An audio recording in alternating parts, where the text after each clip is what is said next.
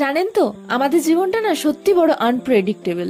মানে আজকে আমি আমার অভিজ্ঞতা থেকে কথাগুলো বলছি, তাই হয়তো আপনি বুঝতে নাও পারতে পারেন, কিন্তু কাল যখন আপনি অনুভব করবেন তখনই হয়তো বুঝবেন, এরকম ব্যাপার। সকালবেলা মায়ের মানে শাড়ির চিটগুলো নিয়ে মায়ের সাথে একটুখানি মজা করছিলাম। তার কিছুক্ষণ বাদেই আমাদের যে মাটির ঘরটা ছিল, মানে যেটাতে আমি সচরাচর যেতাম না, আমাদের অ্যাকচুয়াল সেভাবে প্রয়োজন খুব একটা পড়তো না, আবার প্রয়োজন ছিল এরকম ব্যাপার। কারণ ওখানে আমাদের রান্না হতো, চাষের সমস্ত সরঞ্জাম রাখা ছিল, বা টুকটাক ভাঙাভুঙি, মানে ঘরের তো প্রয়োজন হয় না। তো সেই ঘরটা প্রায় 180 থেকে 100 বছরের পুরনো। আজকে হঠাৎ করে সকালবেলা মানে ভেঙে পড়ে গেল। মানে পিছন দিকটা মাটির দেয়াল ছিল, কিছুটা ইটের গাঁথুনি ছিল, দুটো ঘর ছিল, তো তো সেটা ভেঙে পড়ে গেল হঠাৎ করেই, এটা আজকে ভেঙে পড়লো।